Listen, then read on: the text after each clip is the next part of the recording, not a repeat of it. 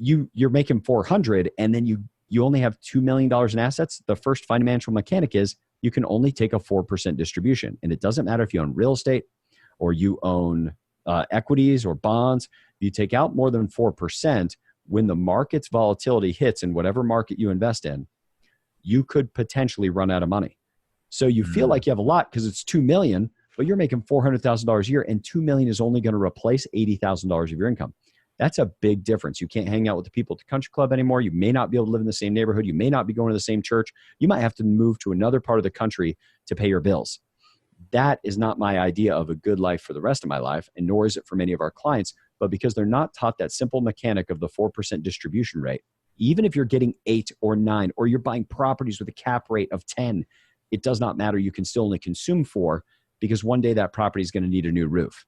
One day that property is going to have some huge assessment or a vacancy that's going to take a while to fill with a key tenant.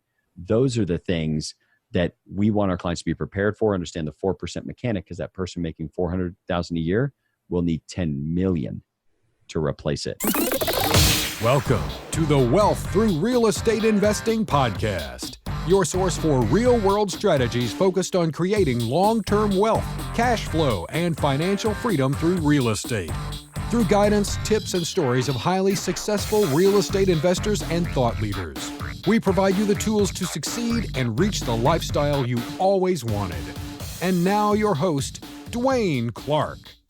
Today we have Paul Adams, founder and CEO of Sound Financial Group out in Mill Creek, Washington, a company that helps clients define their financial goals and then developing unique, tailored strategies to reach them. Paul is also the host of Your Business, Your Wealth podcast. Paul, thank you for joining us on the show. How are you? Dwaine, I'm so happy to be here, and I couldn't be much better. I'd have to split in 2 if I was. Thank you so much. I know we talked a couple weeks ago to get to know each other a little bit better, kind of talk about our businesses. I'm more into real estate, and I have a couple other businesses I work. My partner is in the restaurant business. And then when you talked about you're on the financial side, I said, well, I got to get you on the show, kind of talk to our audience about that, because that's the missing piece. We're usually talking about the mechanics of getting new clients, improving your businesses, but the financial element is, of course, the ultimate goal. But for people who are not familiar with you, I know you have a very popular podcast. Would you mind sharing, just a little bit about your background? How did you get started in the financial industry? I started as an intern for a major mutual life insurance company originally. And it's where I really got exposed initially to the idea that the entire financial services industry is really grounded in this way of thinking about attracting clients that is just financial opportunity sales. We all have seen it in movies like Glengarry Glen Ross, where they're calling and they got a stock for you. They got a deal on a piece of land for you. And the trouble is that even as the financial sector has gotten more sophisticated over time, they've just continued to build on this underlying foundation of a sales-based philosophy instead of being advisors or coaches. So we lived inside that model for some period of time, but we decided about 2005 to change the practice. I've been doing this about 2 decades, and we decided to change the practice to be one of being more of an advisor and a coach with finances. We started integrating, instead of having 2 meetings with somebody hoping they would just buy a product, which is what most advisors do. We began a process that was coaching related. It took about 6 to 10 meetings, depending on the complexity of somebody's life. And then because of the drag of the amount of time it took to do that, we began doing it all by Zoom meeting. And now we work with clients via Zoom all over the country. And we're able to do so because it's only 1 hour focused learning sessions instead of clients having to drive across town, get childcare, or try to walk out of the office to go meet with an advisor who's probably working for a big box financial retailer of some kind, but they try to get out of the office. There's 5 gotta minutes from their staff when they're trying to get out.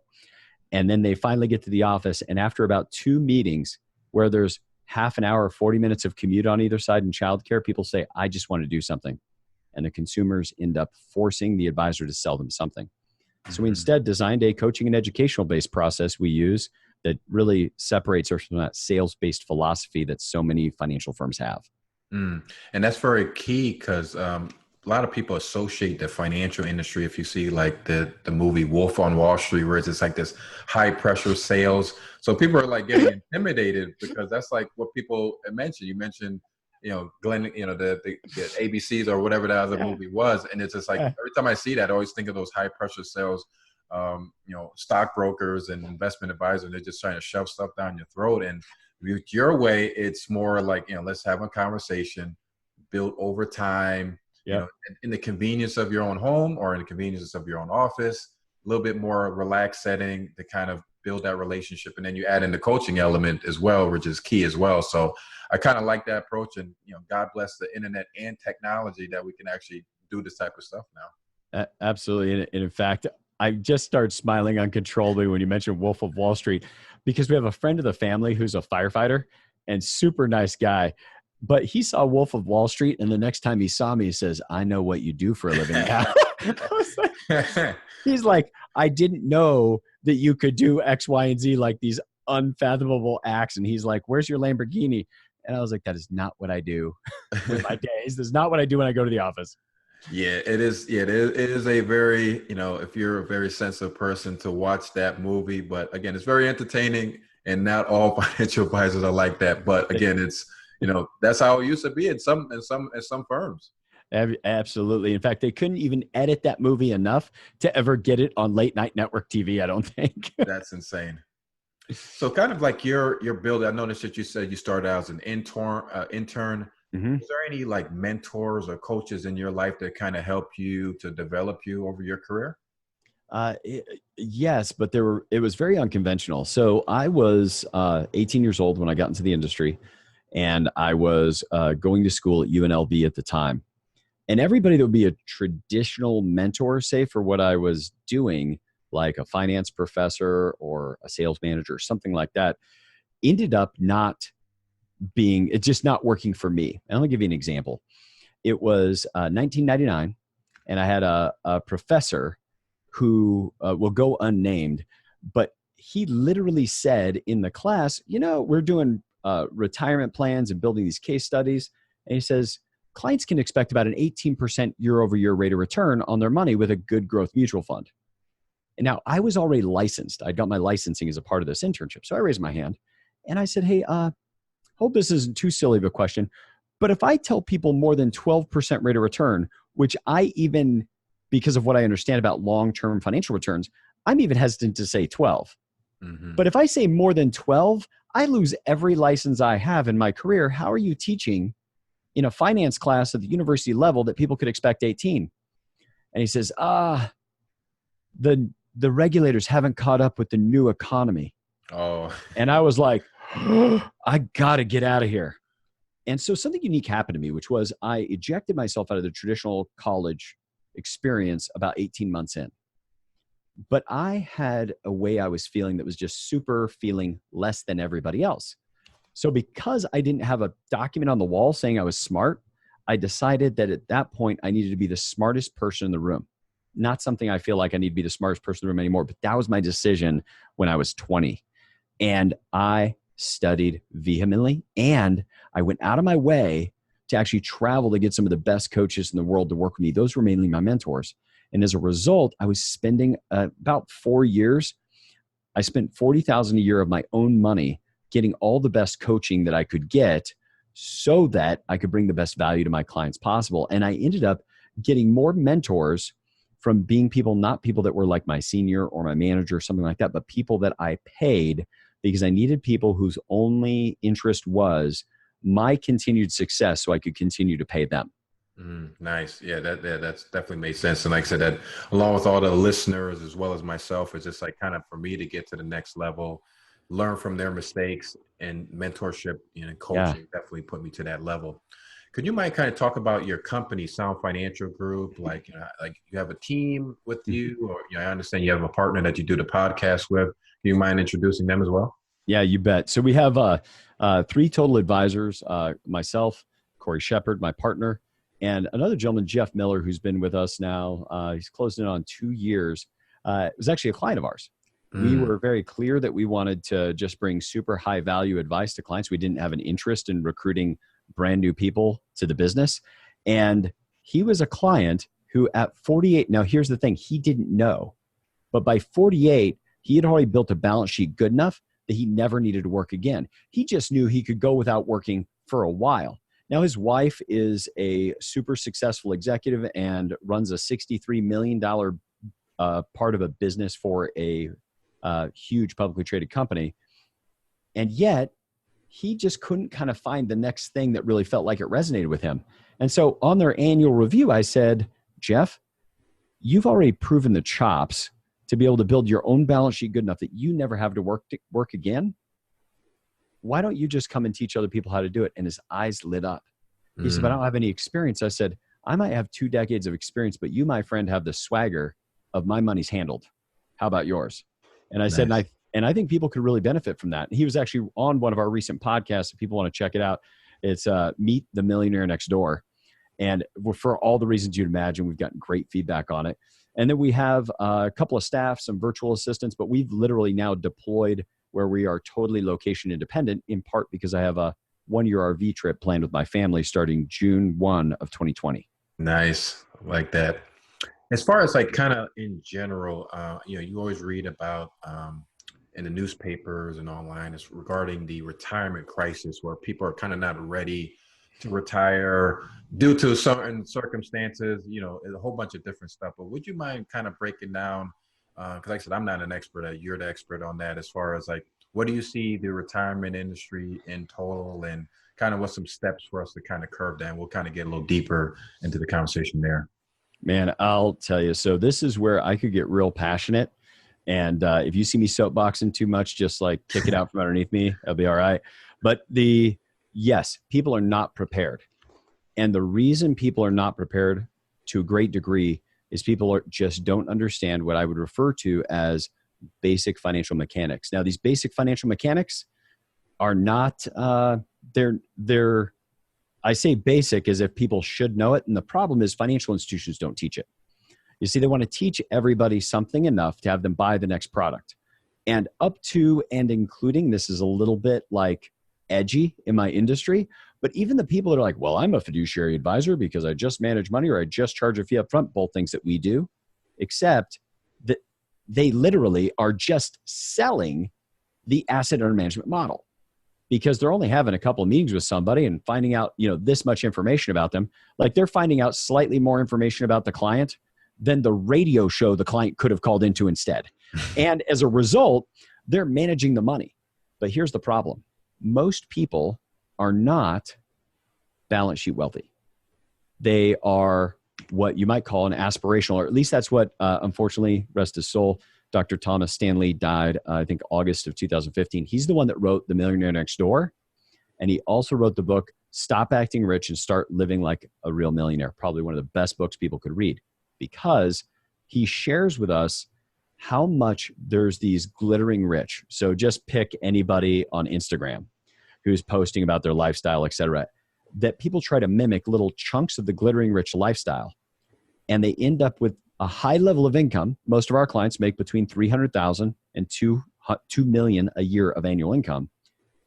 And yet at $400,000 a year, there's a lot of the $20 million net worth person you can mimic. But the problem is it leaves you putting nowhere near enough money on your balance sheet to replace the $400,000 a year you were earning before. And the fall that occurs for people, meaning the difference between what you were making prior to your old, I'm just going to call it old age because we don't teach our clients to retire. We can talk about that if you like. But you're making 400 and then you only have $2 million in assets. The first financial mechanic is you can only take a 4% distribution. And it doesn't matter if you own real estate or you own equities or bonds. You take out more than 4%. When the market's volatility hits in whatever market you invest in, you could potentially run out of money. So you feel like you have a lot because it's $2 million, but you're making $400,000 a year and $2 million is only going to replace $80,000 of your income. That's a big difference. You can't hang out with the people at the country club anymore. You may not be able to live in the same neighborhood. You may not be going to the same church. You might have to move to another part of the country to pay your bills. That is not my idea of a good life for the rest of my life, and nor is it for many of our clients. But because they're not taught that simple mechanic of the 4% distribution rate, even if you're getting 8 or 9, or you're buying properties with a cap rate of 10, it does not matter. You can still only consume 4 because one day that property is going to need a new roof. Mm-hmm. One day that property is going to have some huge assessment or a vacancy that's going to take a while to fill with a key tenant. Those are the things that we want our clients to be prepared for, understand the 4% mechanic, because that person making $400,000 a year will need $10 million to replace it. Mm-hmm. So Dr. Thomas Stanley talks about what it means to be balance sheet wealthy. It means your balance sheet at its current growth rate would have the potential to intersect with enough capital to replace your income at age 65. Mm. And the thing is, those people do not live anything like what you would think. But the problem is we don't see where their money is. And I'll give one last example. If we went back, let's say early America, the Old West, generally speaking, if you and I lived in a town in, let's say, rural California somewhere, well, we would know that Dwaine was wealthy because he owned the saloon in this town and 2 saloons in the town one over. We would know Paul Adams was doing pretty good because they knew I had 10,000 head of cattle. You could see our assets.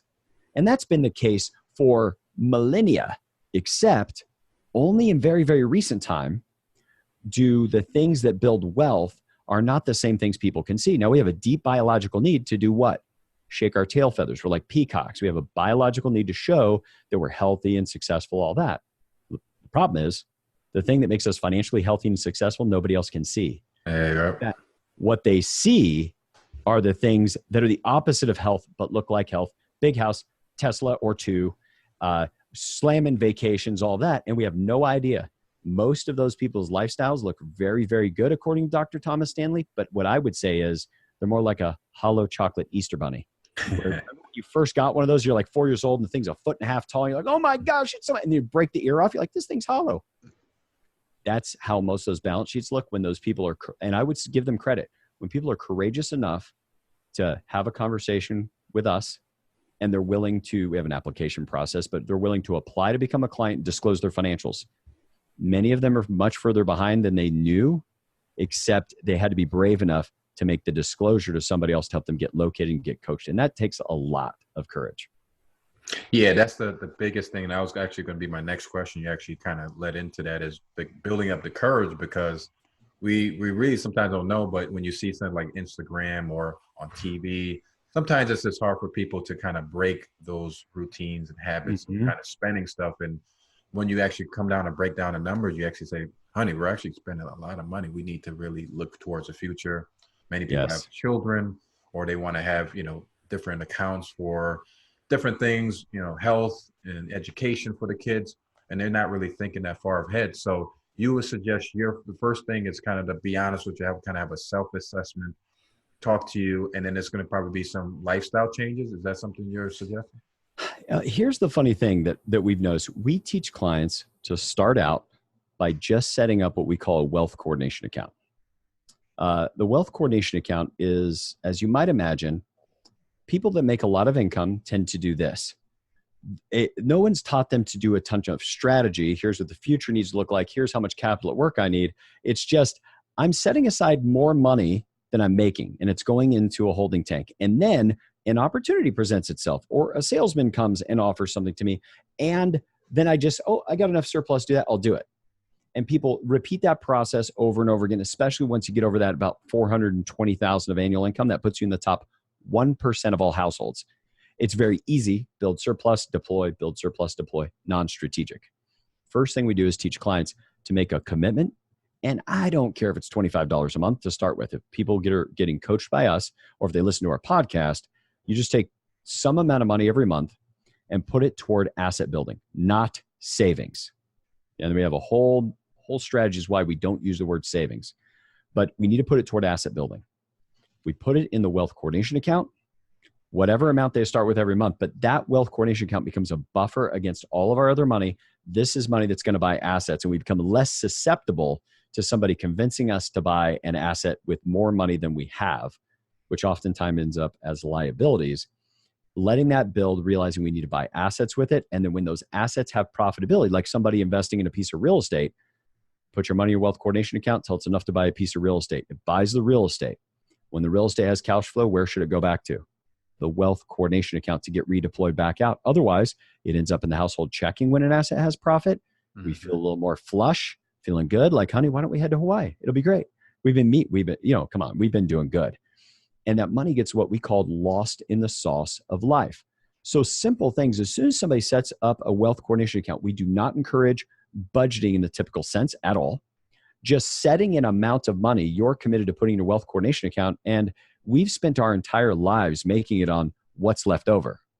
So if we just make a commitment to buy assets first and then live off the remainder, we suddenly end up in the position where life just works out and people automatically end up setting aside more money, because instead of thinking about real planning, which on average for business owners, there was a study out not too long ago where they will on average only look at it about 20% of the years.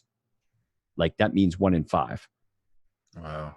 And so it puts them in the position where they're actually just doing something about it monthly, just shoving the money into an account, and that automatically increases awareness. Just like if somebody tracks their calories or weighs themselves every day, and spending tends to change without us having input. That's part one. Part two is we just make a commitment to do what's called, and this would be a good distinction for everybody, have a marginal propensity to save, which means when you make more money, how much of that can you set aside?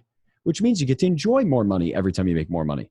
So if we have somebody who's making, say, $300,000 a year, but they're only setting aside 10% to various 401ks, et cetera, what we do is just say, well, how about the next pay increase? We set a 50% marginal savings rate, and we send that straight to your asset building. Well, that means when they make 350, they can enjoy 25 more and set aside 25 more. And we make the commitment out of their future, because all of us can look back to 10 years ago and the amount of money we made then versus now. And man, we thought if we're making this kind of money, I'd work for like one more year and I'd be retired. It doesn't work that way. But if we make the commitment out of the future, people can take that much better. So we don't have to go through some big budget. In fact, that's what most people get hung up by. People are so inefficient with the decisions they make now. They'll say, Dwaine, I can't save any more money. I can't go meet with a financial advisor. But if it's a financial advisor that has appropriate and uncommon knowledge, they can teach you where your current decisions are inefficient enough that you can redeploy your cash flow and actually send more money to assets on a consistent basis without, quote unquote, saving more money or budgeting. So what about kind of like the tax? You had mentioned like IRAs and stuff like that as a separate account. So you have your wealth coordination account and then the IRA also kind of putting in 2 buckets. So when you get to that point, you have that tax-free deference. Well, great question. The wealth coordination account is actually just a checking account our clients set up at their own bank. We don't even set it up. It's just a new discipline and practice. The IRA is just going to be another asset that they choose to buy. Now, only because you brought up IRAs, and I love bringing this up to larger audiences because so often people do not hear this. Most of your audience that's making over about $192,000 a year has probably been told they can't qualify for a Roth.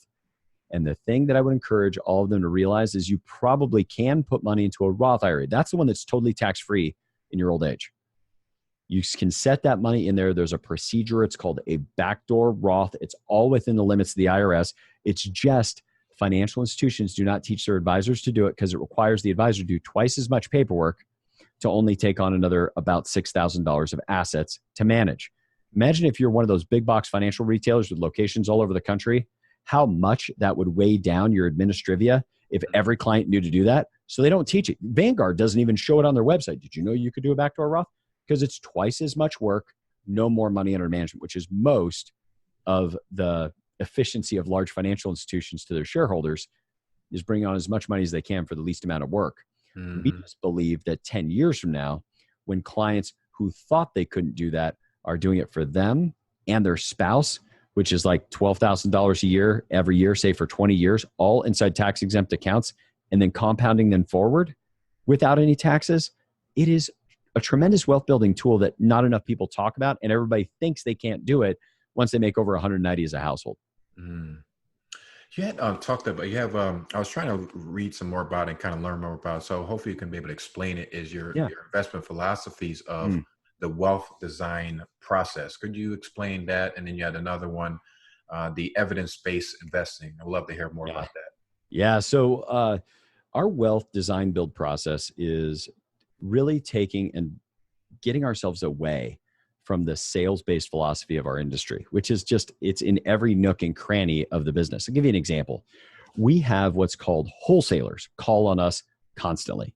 And what they do is they want to make a case that one of these major financial institutions, if I name them off, you guys would all know the names of them. They'd sound very familiar. And they want to say, we would like to make a case why some of your clients' money should be with us. And here's how extreme it is. I have taken, like, this is before we got our current model. When I was early on in the business, I do due diligence trips, quote unquote, to the Ritz-Carlton to understand more about somebody's mutual funds. I've had gifts arrive at my office, and as soon as my staff signed for it, my phone, like as soon as FedEx uploaded it, my phone would ring, and they're like, wow. Hey, just wondered if you got our, and literally one was a pie cutter and a pie plate saying, all we want is a piece of the pie. It was the worst marketing I'd ever seen. Never heard of that one. I know. We don't take those calls anymore. And the reason that we don't is because of that academic approach to investing I'll get to in a second. But because it's so sales related, what we decided to do is like, what's a deeper, more long-term discourse that's similar to building a future that we'd want to have? And we chose to go with the discourse of architecture. You know, if you go back and you read like a novel, which is a great insight into it by Ken Follett, The Pillars of the Earth, and it talks about these generations of people in medieval times and the architects and the master builders it took to build a cathedral. Like, people would live, be born, work on the project, and die before the cathedral was done. It was unbelievable. And yet the architect had to design all of that initially, and then it was up to the builders to actually construct it. Well, we think it's very similar with money. There's the design piece. So if a client hears our philosophy, which we have a separate philosophy meeting where we ask no deep financial questions. Nobody has to open their financial kimono. We simply say, here's how we look at the world. You could either have that or you could just listen to like 10 hours of our podcast and know who we are. But they hear that, they then apply to become a client. And if they become a client, they're paying us up front to effectively retain us for a year for our coaching and design of the financial future they want to build.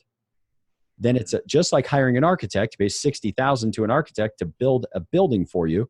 They give you the blueprints. Now it's you and your wife's choice to turn around and you can go, well, I think I can build it myself. I'm going to head to Home Depot, get a bunch of 2x4s and some Quikrete and go to town. That's possible. You might have a high school friend who's a general contractor. You're going to hand him the blueprints and let them do it. Or if you enjoyed the experience with the architect, some architects are design build architects like the days of old. And so what they would do is you bring it back to the architect, and that same care that helped you build the vision of the project originally is now getting pushed into the general contract team that actually helps construct it. And so we give our clients the choice. They can only have us be the designer, or they can have us also be the builder. And if they have us build it, then we waive all our future design and coaching fees as a result of doing the asset management. And if they want to build it themselves, they can just re-engage us every year for a flat fee with everything disclosed up front so that nobody's surprised. Yeah, I actually like that a lot because like I said, you're giving them the choice on which direction they want to go. I imagine you're dealing with a lot of high net worth individuals and business owners. They have the daily cares of life. They have so much different stuff. They go all to this process to talk to you about this beautiful construction of wealth that you can help build them, that, you know, they would just take that next step. It just would make sense. I interviewed recently Rock Thomas. He's an international speaker and trainer. And he always talks about, like, he has this massive team that he works with. He has this financial guy, he has his real estate guy, he has his attorney, he has his CPA. And I see it the same way, where I have just people that's on my team that I trust them, I like them, I want to work with them, and I let them kind of take the helm, because you don't know everything. And you want to, of course, the end goal is, of course, building wealth and, you know, legacy wealth, which I always talk about. So yeah, your approach is definitely unique, and I like that a lot. Well, and the other thing that design allows us to do so often, the financial advisors out there only look at the part of your balance sheet that they can either sell something into or something you already have they can take under management. Meaning nobody's willing to take a look at a pro forma for a real estate deal and offer advice. Nobody's willing to have a conversation about another business you might want to buy. They're perfectly happy to talk to you about selling your business because they're hoping they're going to get to manage the money. And by taking that design approach, we can look at all of those things because we don't need to manage all of a client's money. That's why they paid us up front. We don't need to manage any of it. We are fine, and our revenue model is fine just on the engagement that people did with us. So that we can say, well, we just helped a client in California who he said, man, I'm getting ready to do my first real estate deal. And I talked to it, and this is the problem with trusting people and opinions. We tell our clients, do not trust us, because they need to understand their decisions well enough before they make them. We want informed trust and a standard of indisputable math and independent scholarship. So this client was told by all these other real estate, oh, you definitely need to own something within an hour of you. You definitely, and then I said, well, here's the thing. Are you familiar that capital gains rate, he's just never owned real estate before. Mm-hmm. Do you know you're paying California state income tax on all your capital gains also? And he said, what? And I said, and if you move out of California, if the property's in California, you still have to pay it. And his income, I mean, this is a young guy, but top 1%, he's under 30 and top 1% income. And he had no idea, because he was getting all these like micro opinions instead of some kind of holistic picture of what to do. And I said, but you've told me you don't want to live in California forever. So if you buy the real estate in Texas, and we actually had a client who originally lived in California did this, he built a $40 million net worth, all in 1035 exchanges in real estate in Texas. Now, he lived in California, so his income from those properties, yes, taxable at California state income tax rates. He doesn't live in California anymore. He lives in a state with no income tax. Mm-hmm. And so when he sells them, he will not have to pay nearly double the amount of tax he would have had to pay in California. So it's things like that that tend to make a big difference by not only having the team, but we're often the only person in the client's life that has seen everything from the tax returns to their car insurance to their investments, both things that might be with us and all the other assets, because everybody else is managing a segment. And we sort of just get up to 10,000 feet with the client, look down and say, which of these pieces on the chessboard can best be moved? We are not the ones that should move every chess piece. We're not the expert in, say, real estate. But we can look at it and say, you may, if you're not going to stay in California ever, you may not want to buy in California because of the like ever expanding consequences that that decision can provide. Mm-hmm. And also key too, you had kind of mentioned the holistic, versus the other approaches, that some people are also motivated to just making sales. So it's something you gotta be a little bit wary about that, because they want to kind of close the deal and not worry about, I work with a client now, and we just sold them a Walgreens property, and right on. And now he's like, well, now I got to set up the payment structure. So I like finishing the job all the way through. And yes. The broker that, worked with him on the deal, he just said, here you go, you sold it. And now, I'm done my job. Ghost. So he's ghost now. You got to finish the job. Exactly. So yeah, you gotta finish the job. So I definitely like your approach a lot. Yeah. Thanks. So just kind of on the personal side, what are like kind of like your typical day? I know you're a very successful entrepreneur. What's kind of like your day-to-day routine? It's a great question. I wake up at 4:30 in the morning, every morning. And I used to only do it during the week and then sleep in on the weekend. But I just decided, like, I get enough rest. I go to bed by 9. So I just wake up at 4:30 all the time. And the best part is, if I want to sleep in on the weekend, I sleep until 5:30 and I feel like I slept until noon. It's great. I do that. One of the first things I do is I open up the Bible app on my phone, and I get, I think this is my 11th year in getting all the way through the Bible in a year. And so I let that play while I, make there's an audio option on it. If anybody's interested, the YouVersion Bible has a great audio component. Nice. It's really, if you tried it like 7 years ago, it's oodles better now. They actually have people reading it. It used to be like a Dex Talk voice, for people that remember old computer programming languages. And so I do that, make my coffee. I'll usually sit, chill out for a few minutes with my coffee, and, get a chance to check all my social media, all that. And then I will tend to read and study or work out right then. So I now work out 7 days a week, which is a new habit for me that's worked really, really well. Nice. And then I end up starting my day. My first meeting usually is at 8:30 with my team. We do a daily huddle where everybody talks about their big 3 things they're going to get done that day and how they did on yesterday's stuff. And that's for admin and advisors. And then after that, meetings start at 9, and my last meeting starts at 4:30. Everything by Zoom. We do not meet any clients in person. So I'm able to do this whether I'm here or it's kind of tradition for us, we go down to Newport Beach, California for about a month every December. And when I'm down there, it's the same thing. And one new thing now is I'm moving my work week to just 3 days a week. Nice. So Mondays and Fridays will be more like maybe being a guest on a show like this, maybe a public speaking engagement, not things that have to be done consistently. So all client activity and any of the business administrivia will all occur on Tuesday, Wednesday, Thursday every week. And that really is about the 1 year RV trip with the family. We're just going to start a year early so the team is used to it. Beautiful. Yeah, I like that. Excellent. I always ask the same question. I'm always learning kind of the different stuff that different entrepreneurs are doing. And I'm always picking up some new stuff. Yeah, I mentioned a couple books. Is there some books that you can recommend to us that kind of, get you going, or that, you recently read that say, hey, this is pretty good? I must say, Sound Financial Advice by Paul Adams is not a bad read. I heard that was a good book.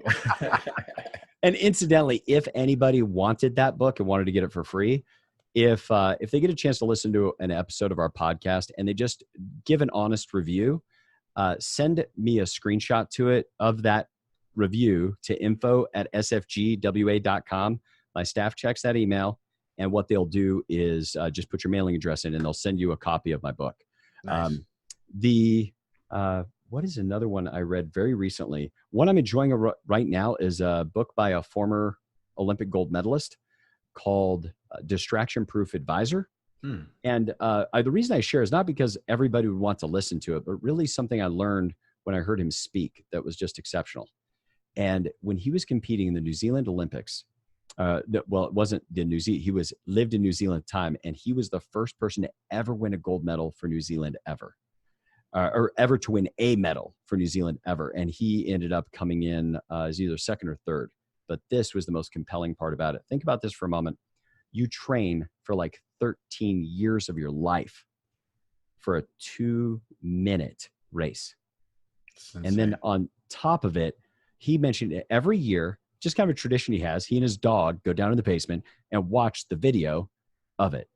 And one day he looked and he noticed something never seen before.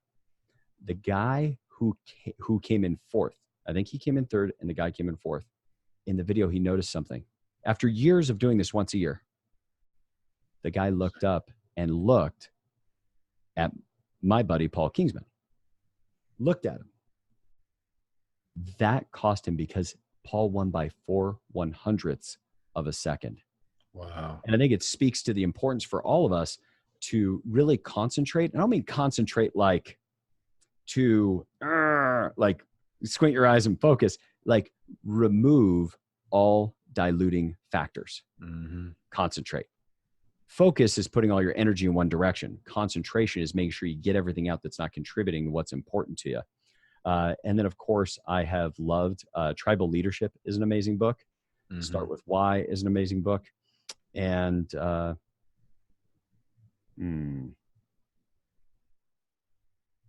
another one that I think is good for a lot of people, and you might have a lot of people listening that maybe are not super outgoing. It might be a business owner, entrepreneur, but people sometimes have a problem with sales. There's a book by Daniel Pink that is super universal, even for a mom. I would have a mom read this book, a full-time stay-at-home mom. Daniel Pink's To Sell is Human. And it just kind of takes all, like my wife is selling my kids all day long on getting their homework done. She homeschools. So it's like, she is just selling all day and she doesn't know it, but you get better at it if you understand that's what it is. Exactly. Awesome. So what are you, I know you mentioned family taking an RV trip. Like, what are you most grateful for? Man, I hope I don't choke up, but more than anything, be grace. I've made a fair amount of just mistakes in life. Everything from when you're in your 20s and you're hollering at somebody in traffic and they're, or the way you might have mistreated somebody years and years ago. And and it's deeply tied to my faith is that we can be forgiven. And I mean that both for like the eternal sense, but also just for the fact of like forgiving one another when we misstep, whether it's with our spouse, with a business partner, with a client. It doesn't mean we always have to continue to do business with people, but it means a ton for all of us to be forgiven and be forgiving. So that'd be one. The other is just my My family is so core to me. I was just telling somebody today, in fact, I just had a chance to go on a boat with a bunch of entrepreneurs, like a 3-day catamaran thing up in the San Juan Islands. And I got the invitation. I looked at it. I'm like, man, I'd love to do this. And I just don't want to do it without my wife and kids. It's just something I've noticed. I don't like building memories without them. And so that's just a big piece of my life. And one thing that shifted years ago is I now no longer use my life to serve my business. I'm clear that what I'm here is to live my life. And that business, the enterprise, its job is to fulfill what I need to have the life I want, not for me to make sacrifices in my life to keep this beast alive called a business, because the business will suck you dry. Oh yeah. Business will leave you divorced. Your business will leave your kids not knowing you. And by the way, that's when it's your business. It's 10 times worse when you work for somebody else's business. Yeah. It can still be very lucrative, but it's the importance of being clear. This is the life I want. Build and write out what you want your life to look like, and then make that career, make that business serve the life that you want, not the other way around. That is so true. And yeah, beautiful words. Yeah, well said. And I agree 100%. And that's how I kind of coordinate in my business, so that I'm home with the kids. We eat breakfast, lunch, dinner every day, take my son to school, and we will go out and play sports. And they're actually in Europe right now on vacation. And they left me a couple of house projects, and I'll be joining them at the end of the month. But I've been missing them so much. And then, like I said, I do this for them, so we can have this type of lifestyle, so we can be together. So, again, it's excellent words there. If I could throw something out, because sometimes this happens and I've felt it. I don't know if it happens to you, but it probably happens to somebody in your audience. Is every now and then you get pictures from your spouse. If you're the primary breadwinner and the spouse is doing something amazing or doing something really cool with the kids. And I remember the first time it happened where she did something really cool as the kids got bigger. All 3 of my kids are born within 30 months. They'll be 7, 8, 9 by the end of the year. So we go through all these stages almost together with the kids. And I saw it. And for a moment, I had that pang of regret. Like, I can't believe I'm working while they get to do that. And then it hit me.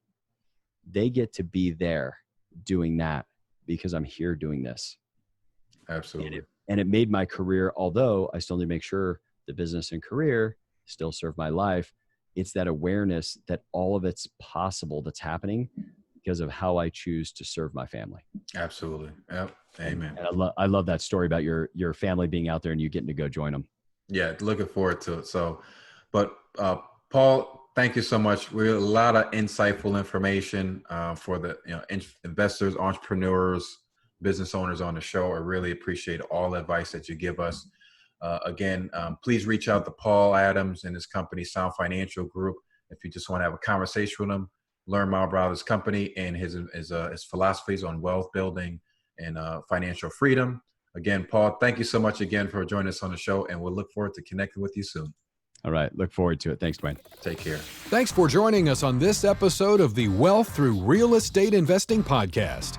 Don't forget to subscribe and leave us a review on iTunes or the listening platform of your choice. Also, please check us out at DwaineLClarke.com, as well as find us on Facebook for more useful content and resources.